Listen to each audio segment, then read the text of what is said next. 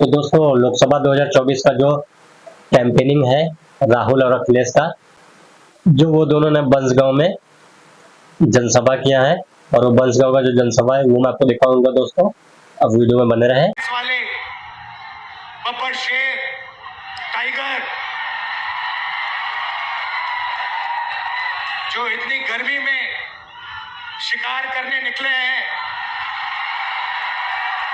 भाई और बहनों, विचारधारा की लड़ाई है। एक तरफ इंडिया गठबंधन और ये संविधान,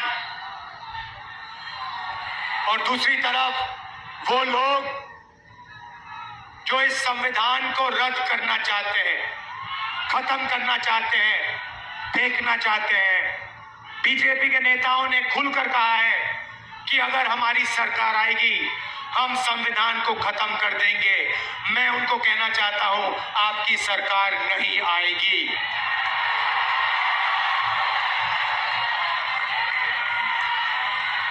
भाई और बहनों, ये देखिए, ये अंबेडकर जी की फोटो है, इसको अच्छी तरह देखिए। और ये जो अंबेडकर जी ने किया, ये जो बाबा साहब ने किया, ये है।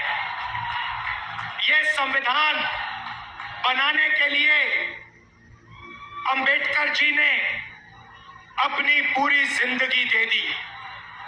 ये आप भूलिए मत, ये आप भूलिए मत। मैंने अंबेडकर जी की किताबें पढ़ी है, उसमें उन्होंने कहा, उन्होंने बताया कि हिंदुस्तान में दलितों के साथ, पिछड़ों के साथ आजादी से पहले कैसा बर्ताव हुआ करता था। उन्होंने कहा कि जब वो छोटे थे, बच्चे थे, बैलगाड़ी पे गए और उनको पूरे रास्ते पानी नहीं पीने दिया गया था। भाई और बहनों, 3000 साल के लिए इस देश में, इस धरती में दलितों पर अत्याचार हुए हैं। कॉन्स्टिट्यूशन ने, संविधान ने पहली बार हिंदुस्तान की हिस्ट्री में दलितों को इज्जत दी है, रिस्पेक्ट दी है। और आज बीजेपी के लोग कहते हैं कि हम अंबेडकर जी के काम को, उनके सपने को फाड़ के फेंक देंगे। भाई और बहनों, अंबेडकर जी के संविधान को, गांधी जी के संविधान को, नेहरू जी के संविधान को कोई शक्ति फाड़ नहीं सकती है। मैं हिंदुस्तान के सब लोगों से कहना चाहता हूं कि संविधान को इंडिया गठबंधन दिल से, जान से, खून से रक्षा करने का काम करेगा। हम 1 इंच पीछे नहीं हटेंगे, मर जाएंगे, कट जाएंगे, मगर कॉन्स्टिट्यूशन को, संविधान को हम नहीं छूने देंगे, इसको नहीं बदलने देंगे। भाई और बहनों, संविधान ने सिर्फ दलितों की रक्षा नहीं की, रिजर्वेशन मिला, दलितों को रिजर्वेशन मिला, पिछड़ों को रिजर्वेशन मिला, आदिवासियों को रिजर्वेशन मिला, तो इस किताब ने रिजर्वेशन दिया। अब बीजेपी कहती है कि पिछड़ों को, दलितों को, आदिवासियों को रिजर्वेशन नहीं मिलना चाहिए, रिजर्वेशन को वो खत्म करना चाहते हैं। दूसरा मैसेज मैं देना चाहता हूं, रिजर्वेशन को खत्म नहीं कर पाओगे, उल्टा हम रिजर्वेशन को 50% से आगे बढ़ा के ले जाएंगे। आज रिजर्वेशन को 50% की लिमिट पे रखा हुआ है। इंडिया गठबंधन ने मैनिफेस्टो में साफ लिखा है, हमारी सरकार आएगी, ये 50% लिमिट को हम हटा देंगे और रिजर्वेशन को 50% से ज्यादा बढ़ा देंगे। और जहां भी कांग्रेस पार्टी की सरकार आई है, चाहे छत्तीसगढ़ हो, मध्य प्रदेश हो, हमने ये काम करके दिखाया है और पूरे हिंदुस्तान में हम ये काम करके दिखा देंगे। भाइयों और बहनों, यहां हजारों युवाएं हैं।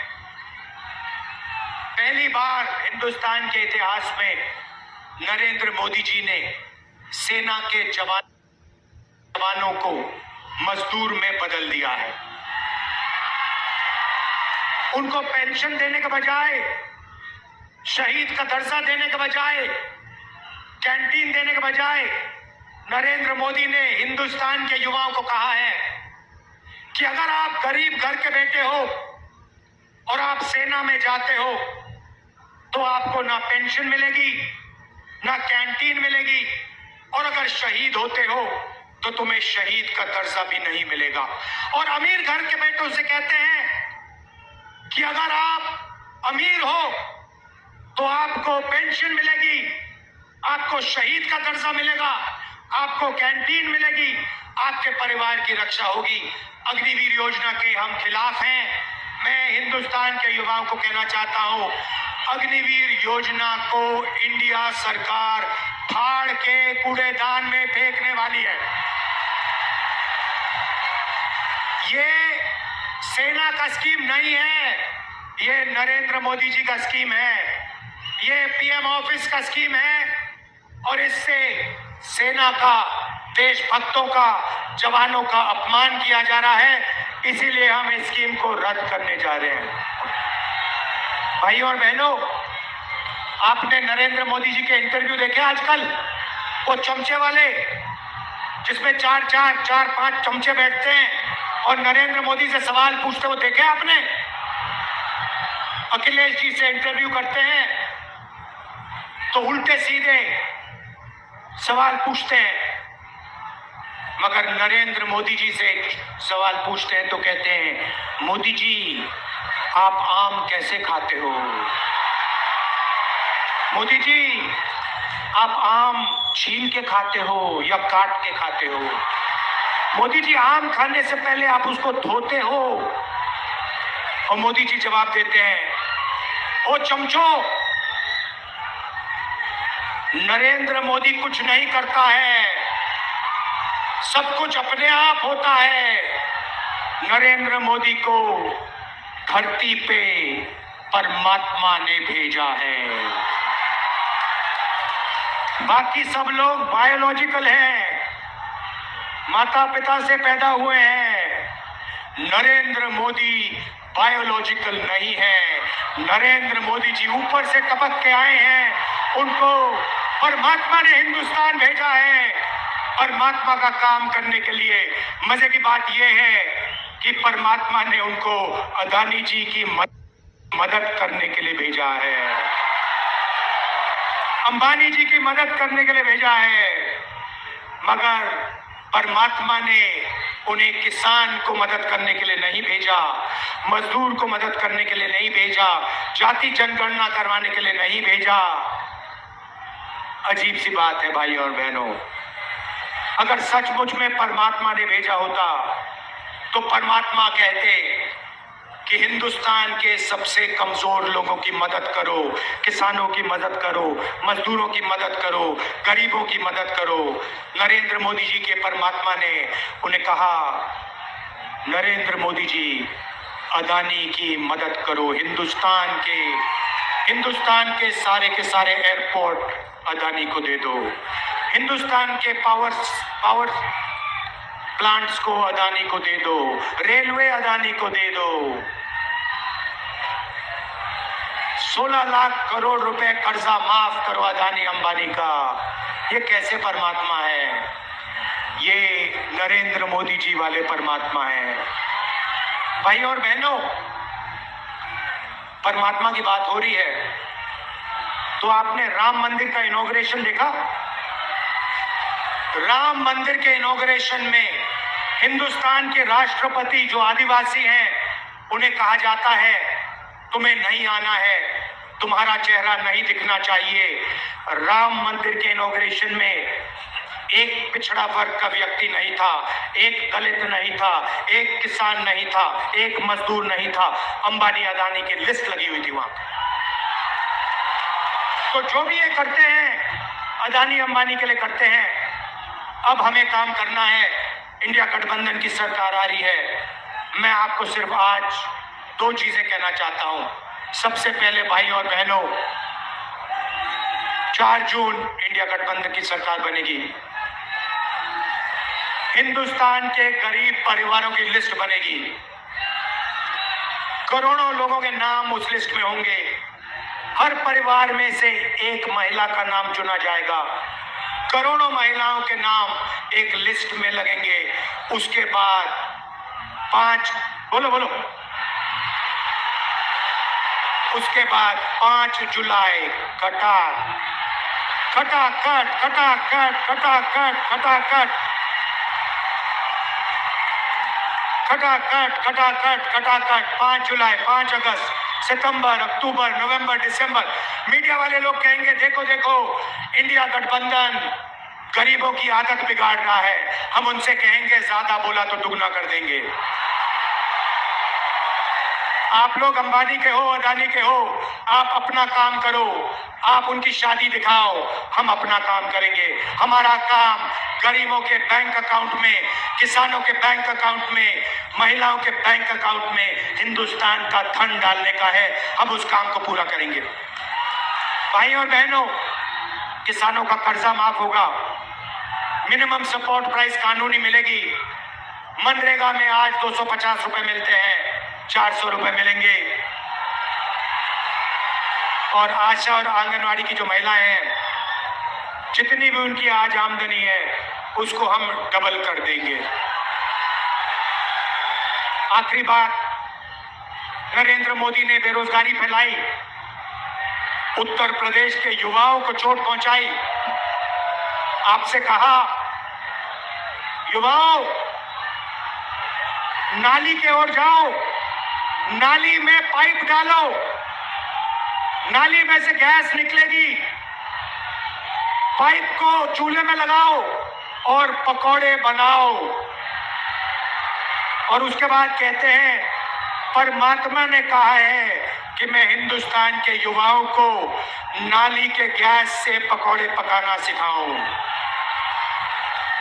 आपको बेरोजगार बनाया, 30 लाख सरकारी नौकरियां इंडिया गठबंधन के आते ही आपके हवाले कर देंगे। बेरोजगार युवाओं के बैंक अकाउंट में, गर्मी है काफी,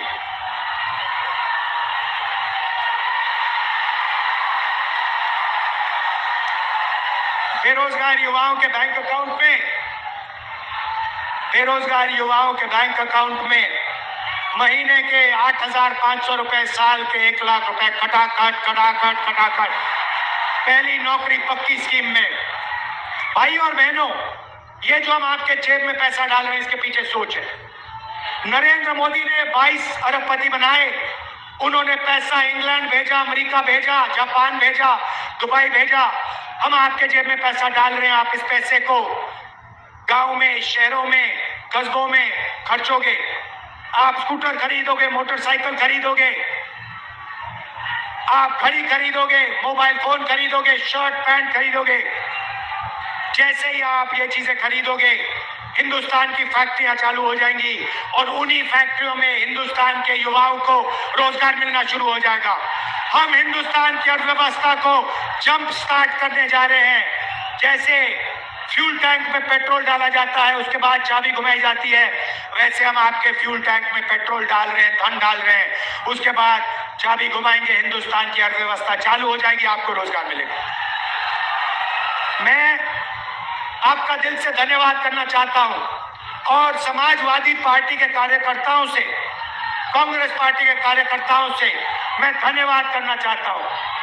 किस बात का धन्यवाद कि इस चुनाव में ये जो दोनों समाजवादी पार्टी और कांग्रेस पार्टी है, जो हाथ का निशान है और जो साइकिल का चिन्ह है, ये दोनों एक साथ मिल गए हैं। साइकिल को हाथ के पंजे ने पकड़ लिया है और ये दोनों एक हो गए। हमारे कार्यकर्ता दोनों, मैंने अपनी आंखों से देखा है, कांग्रेस के कार्यकर्ता दिल लगा के समाजवादी पार्टी का समर्थन कर रहे हैं और समाजवादी पार्टी के कार्यकर्ता पूरे दिल से कांग्रेस पार्टी के कार्यकर्ताओं का, कांग्रेस पार्टी की कैंडिडेट का पूरा समर्थन कर रहे हैं। भाई और बहनों, जीत निश्चित है। यहाँ पे मैं बता रहा हूं, लिख लो, यहाँ पे क्लीन स्वीप होने जा रही है गठबंधन की, इंडिया गठबंधन की। लाइन लगने वाली है सीटों की, टकाटक टकाटक टकाटक टकाटक। और उसके बाद good bye BJP, good bye Narendra Modi, tata. तो दिल से आपका धन्यवाद करता हूं। इसको बचाना है भाई और बहनों। अंबेडकर जी का संविधान है, अंबेडकर जी का संविधान है। ये हथियार अंबेडकर जी ने, गांधी जी ने हिंदुस्तान के दलितों को, पिछड़ों को, आदिवासियों को, कमजोर लोगों को दिया। इसकी रक्षा करनी है, जान से रक्षा करनी है, पूरे दम से रक्षा करनी है। दिल से आपका धन्यवाद। नमस्कार, जय हिंद। और इस चुनावी जनसभा में मैं देख रहा हूं जहां पंडाल में बड़ी संख्या में लोग दिखाई दे रहे हैं। हमारे सभी आदरणीय बुजुर्ग, किसान भाई, माताएं, बहनें और बड़ी संख्या में नौजवान साथी, पत्रकार बंधु, मैं सबसे पहले आप सबका बहुत बहुत धन्यवाद और आभार प्रकट करना चाहता हूं। मैं देख रहा हूं जहां पंडाल हमारा भरा दिखाई दे रहा है, पंडाल जहां नहीं है, हमारे दाईं तरफ दूर तक और बाईं तरफ बड़ी संख्या में और पीछे पेड़ों से लेकर के एम्बुलेंस से आगे तक और इस मंच के दाएं और बाईं ओर बड़ी संख्या में लोग दिखाई दे रहे हैं।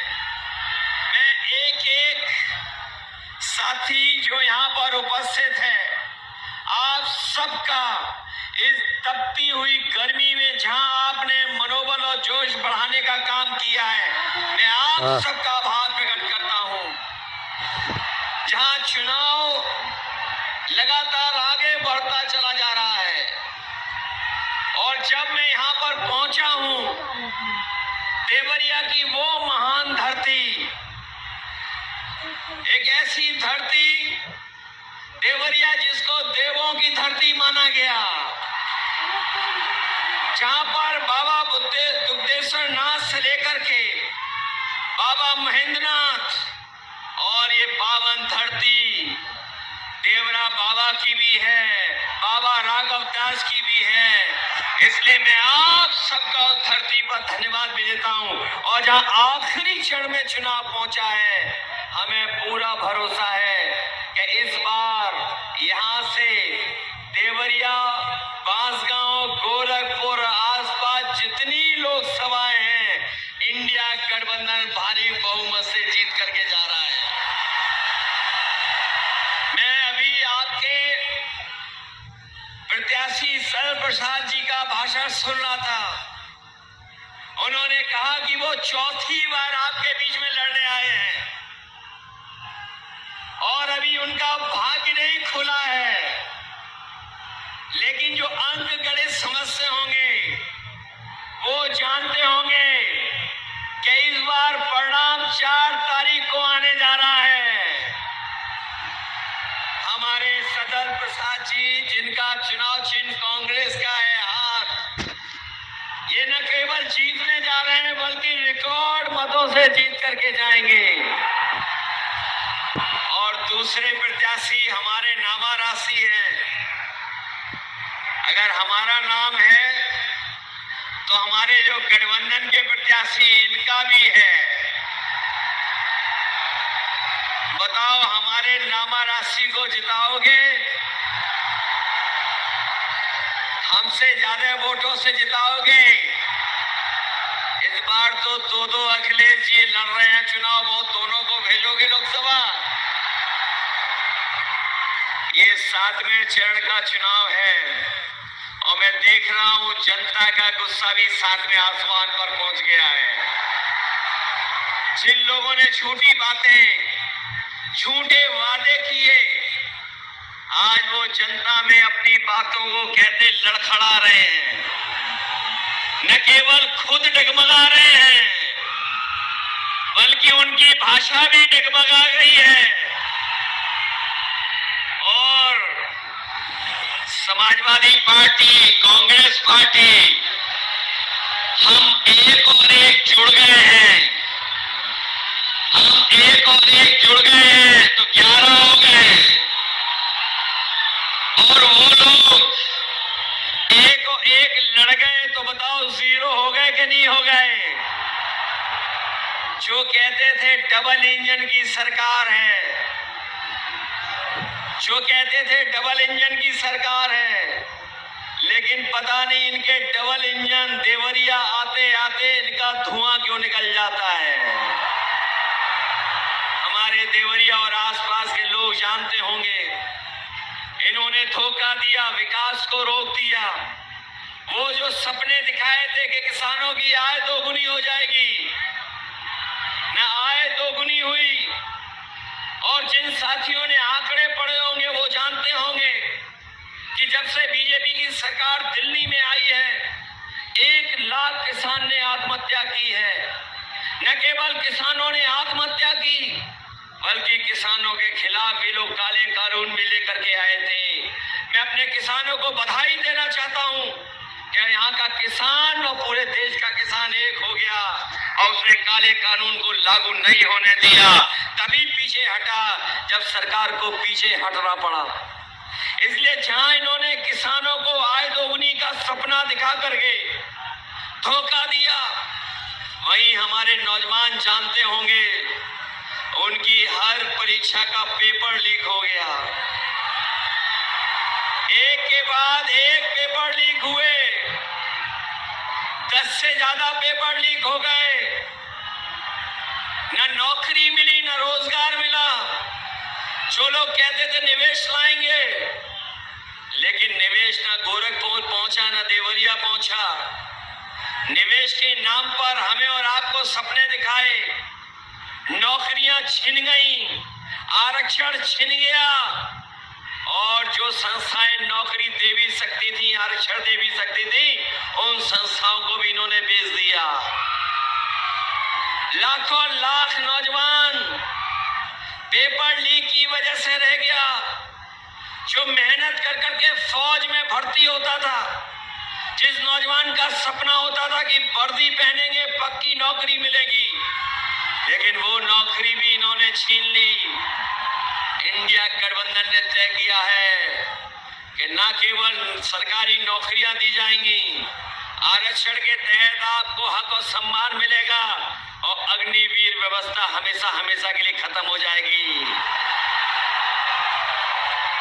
महंगाई बढ़ा दी, बताओ महंगाई कहां पहुंचा दी?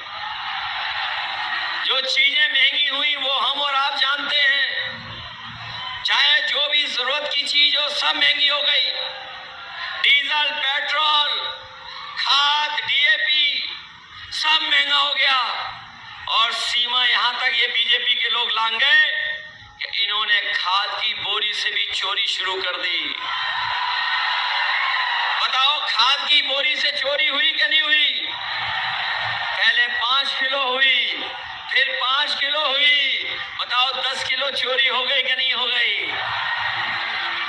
मैं कभी कभी सोचता हूं ये बोरी की चोरी कहां से सीख करके आए हैं। वो देखा होगा बाजार में आपने पार्ले जी बिस्किट पैकेट, पहले इतना बड़ा आता था, अब कितना बड़ा हो गया। जैसे जैसे महंगाई बढ़ी उन्होंने मुनाफा कमाना शुरू किया। बताओ वो बड़ा पैकेट छोटा हो गया कि नहीं हो गया? इनकी सरकार आ गई तो आप देख लेना, पार्ले जी बिस्किट पैकेट का 1 बिस्किट वाला पैकेट मिलेगा। आपकी मोटरसाइकिल महंगी कर दी कि नहीं कर दी?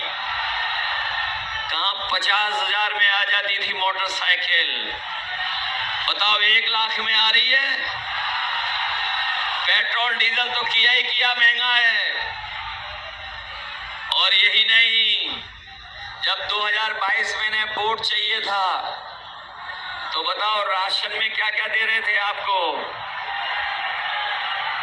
राशन में रिफाइंड तेल दे रहे थे, नमक दे रहे थे, दाल दे रहे थे। आज मात्रा कम हो गई, राशन में पता नहीं क्या दे रहे हैं। भरपेट गरीब खाना नहीं खा सकता है। इसलिए समाजवादी पार्टी और कांग्रेस पार्टी ने भी तय किया है कि सरकार बनेगी 4 जून के बाद तो राशन की मात्रा बढ़ेगी, गुणवत्ता बेहतर होगी, पैकेट का आटा और डाटा भी फ्री देने का काम होगा। इसलिए मदद करो सब लोग, मदद करोगे आप लोग? बताओ परिवर्तन की हवा चल रही कि नहीं चल रही है? देवरिया वालों, हवा चला रहे हो कि नहीं चला रहे हो? ये पूर्वांचल के लोग हैं, इस बार रुकने वाले नहीं हैं, क्योंकि ये चुनाव हमारे आपका तो है ही है, लेकिन ये चुनाव हमारे आने वाली पीढ़ी के भविष्य का चुनाव भी है। जहां हमारी भविष्य की पीढ़ी का चुनाव है, वहीं संविधान बचाने का चुनाव है कि नहीं है? संविधान बचाओगे आप लोग? ये संविधान वही है जो हमें आपको सम्मान दिलाता है, हमें आपको हक दिलाता, अधिकार दिलाता है। यही संविधान हमारी संजीवनी है। मैं अपनी बात को कहता हुआ खत्म करता हूं कि रोटी, कपड़ा और मकान, लेकिन सबसे पहले हमें बचाना है संविधान। इसलिए मदद करिए। मुझे पूरा भरोसा है कि इस बार सरल प्रसाद जी ऐतिहासिक वोटों से जीत करके जाएंगे। जिताओगे आप लोग? ऐसा तो नहीं है बूथ पे जाने के लिए घबरा जाओ आप लोग। बीजेपी वाले रोके तो रुक तो नहीं जाओगे? एक क्रांतिकारी धरती वाले लोग हैं, रुकने वाले नहीं हैं। ये आपको डराएं तो डरोगे तो नहीं? ये कुछ लालच दें बूथ के दिन तो कुछ करोगे तो नहीं? ये घालमेल करें तो बच के रहोगे? तो इसलिए बूथ पर तैयारी कर करके वोट डालना। 4 तारीख, ये बीजेपी वाले अच्छे दिन तो लाए नहीं, लेकिन 4 तारीख को खुशियों के दिन आएंगे, और खुशियों के दिन हमारे आपके तो आएंगे ही आएंगे। इन हमारे प्रेस वालों के लिए आजादी का दिन होगा, सुनहरा दिन होगा, फ्रीडम ऑफ प्रेस भी होगा। न केवल सरकार बदलने जा रही है, मित्र मंडली बदलने जा रही है। मित्र मंडली तो बदलेगी बदलेगी, मंत्रिमंडल भी बदलेगा और मीडिया बंडल भी बदलेगा 4 तारीख को। जो सुनाते रहे मन की बात, अब होगी संविधान की बात। इन्हीं शब्दों के साथ आप सबका बहुत बहुत धन्यवाद और बहुत बहुत आभार। तो ये दोनों का था चुनाव कैंपेनिंग और पब्लिक मीटिंग का दोस्तों। तो आपको कैसा लगा ये चुनाव कैंपेनिंग, आप कमेंट बॉक्स में जरूर बताएं। थैंक यू सो मच दोस्तों।